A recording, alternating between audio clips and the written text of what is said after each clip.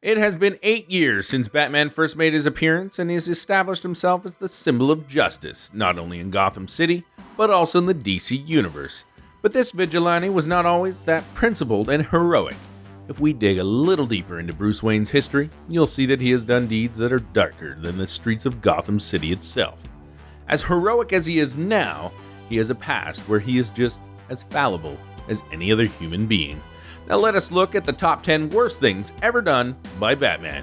But we're going to exclude everything that happened in the dark multiverse versions of Batman. Of course, if we had that list, it would never end. The 10th on the list is when Batman almost killed Alfred. Throughout his career as a costume vigilante, Batman was pushed towards the extreme many times. But there was this one time when it was simply too much. In the Batman Who Laughs miniseries, Bruce lets himself get under the influence of Joker's toxin. Yeah, he did it purposely. He ended up losing control so much that he almost strangled Alfred to death because he refused to give back a visor made from NTH metal.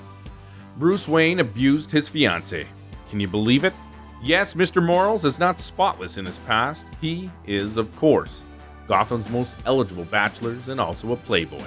Once he got engaged to the beautiful Silver Street Cloud, but we all know that Bruce Wayne is not particularly known for his mental stability and trusting nature. He became completely paranoid after the engagement and even accused her of being a robot. To prove his theory, he grabbed her by the hair and actually yanked out a strand to test it. Poor girl, this guy needs a shrink. Number 8 on the list is when he literally hanged a dude from the Batplane. The Batman in recent years would never pick up a gun or kill anyone at any cost. But he's been around for 8 decades, and when he started out, he wasn't as clean as he is now.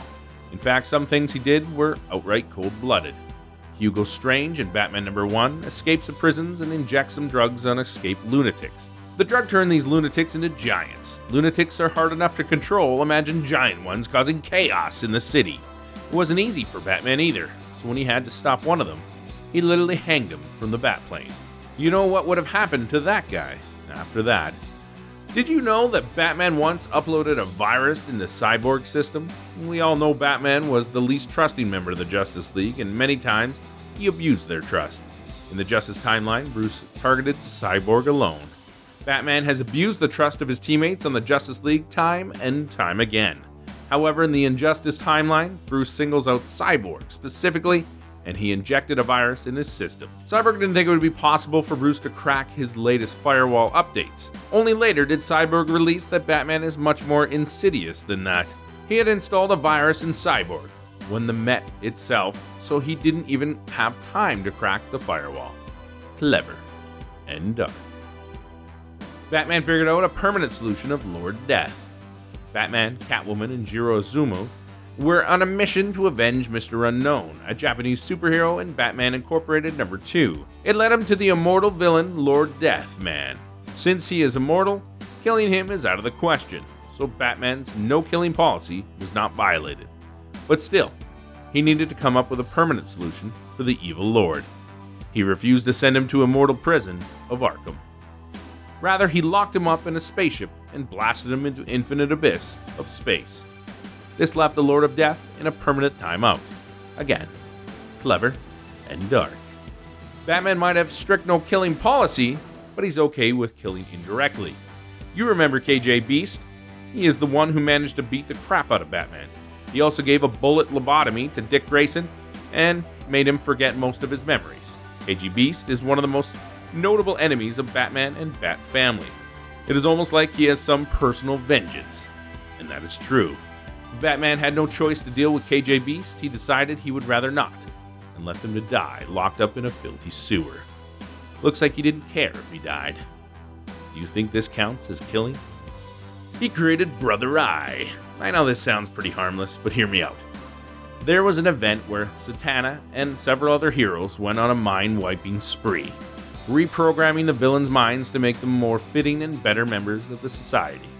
When Batman tried to stop them, they ended wiping Batman's mind as well. Later they confessed what they did to him, but we know how paranoid Batman can get. He ended up building himself a big spy satellite that focused on the members of the Justice League. It did work well and helped in the beginning, but just like every advanced but risky tech ever, it fell into the wrong hands of the bad guy. In this case, it was Maxwell Lord who took control of it and started using it for his own evil plans. The Playboy in Batman ended up impregnating Batgirl. In the Batman Beyond timeline, Batman got too close and friendly to Batgirl on a rooftop. Result? She became pregnant. Okay, we understand two young people getting it together all the time, but this is a lot more messed up than that. Batgirl was actually Dick's girlfriend at the time, and Batman knew this all along. He still chose to do it when Dick was out of town. How disappointing is that? When Dick came back and learned what Batman had done, you can guess what happened. They had a bad fallout. For a long time, not speaking to each other. Second on the list is when Batman got Stephanie Brown killed. Batman, throughout his 8-decade-long career, has done so many petty things that you cannot even count.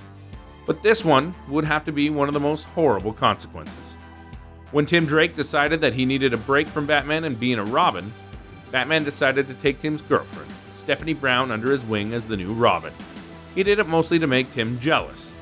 But this started a series of events that got Stephanie killed at the hands of Black Mask. Greatest heroes also fall for pettiness. Top on the list is the Tower of Babel incident. We're back on the trust issues again for the worst ever thing Batman ever did. This incident involves his suspicions on his own teammates on the Justice League.